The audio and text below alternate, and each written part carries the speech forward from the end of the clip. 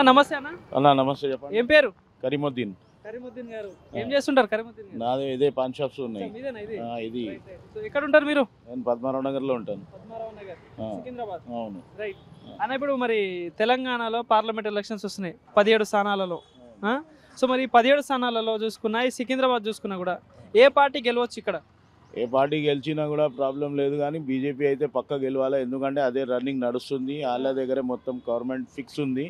మళ్ళీ వేరేది వచ్చింది అనుకో, మళ్ళీ వేరే తీరా వాళ్ళు మొత్తం స్టడీ చేసిన వరకు 3 years బ్యాక్ అయిపోతుందా. దానికోసం ఏ పార్టీ రన్నింగ్ ఉంటే అదే వస్తే వాల్యుబుల్ ఉంటుంది. కానీ మరి ఇక్కడ ఎంపీగా కిషన్ రెడ్డి గారు ఉన్నారు. ఇంతకుముందు ఎంపీగా పోటీ చేసిండు, ఇంతకుముందు ఎమ్మెల్యే కూడా చేసిండు.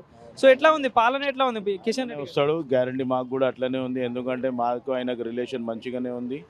ఎప్పుడైనా ఏదైనా ప్రాబ్లం కాకుండా మంచిగా చూసుకున్నాడు. గ్యారంటీ మంచి క్యాండిడేట్ అయినా. ఐసా కాస్ట్ ఫీలింగ్ లేదు ఆయన దగ్గర, కాస్ట్ ఫీలింగ్ కూడా లేదు. అందరికీ ఒక తీరు చూసినట్టు మంచిగా ఉన్నాడు. అదే ఉంది. ఏ పార్టీ రన్నింగ్ లో ఉంటే అదే వచ్చింది అనుకో, మళ్ళీ రన్నింగ్ సరిగా. ఇప్పుడు వరకు ఇట్లా టీఆర్ఎస్ ఉండే, కాంగ్రెస్ వచ్చేసింది, ఏమైపోయింది మొత్తం 2 years బ్యాక్ పోయినాం. దానికోసం సెంటర్లో బీజేపీ వస్తేనే చక్కగా ఉంటుంది.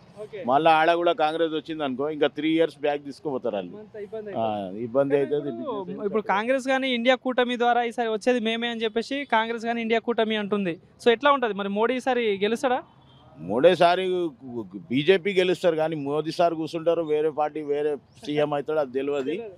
మంచి అయితే ఎవడు కూర్చుంటారో తెలియదు, కానీ బీజేపీ గెలవాలా. మాకు కూడా అదే ఉంది. ఎందుకంటే ఏం మంచిగా ఉందంటారు? ఇప్పుడు బీజేపీ గవర్నమెంట్ 2 సార్లు అధికారంలోకి వచ్చి సెంట్రల్లో మరి ఏమైనా పథకాలు అయితే అందుతున్నాయా? మరి ఏమైనా మంచి పనులు అవుతున్నాయా? కానీ కాకపోని అదైతే మాకు అంత అవసరం లేదు. ఎందుకంటే ఎవరైనా పిలిచి మాకు 100 రూపాయలు ఇవ్వలే, 1000 రూపాయలు మేము ఎవరికి పోయి కట్టాలి. ఏంటంటే గవర్నమెంట్ ఫిక్స్ ఇప్పుడు ఉంది, 10 years నుంచి చేస్తుంది. ఇంకా వాళ్ళే చేస్తే మంచిగా ఉంటుంది. అదే మార్పు వస్తే ఇబ్బందులు అయితే చేంజ్ చేసినాం అనుకో, ఇంకా 3 years బ్యాక్ కథం. సో మరి ఇక్కడ అభివృద్ధి విషయంలో ఎట్లా ఉంది మరి? సికింద్రాబాద్ కన్ఫర్మ్ కిషన్ రెడ్డి. ఏ వేరైనా నిలబడని రారు, ఎవరైనా గ్యారంటీ కిషన్ రెడ్డి వస్తాడు. సో మరి ఇటు పద్మారావు, దానం నాగేందర్ ఉన్నారు. సో ఎట్లా ఉంటుంది పోటీ? రారు, అది ఎవరు రారు. సో మీ ఓటు మరి? BJP confirm. Thank you. Welcome.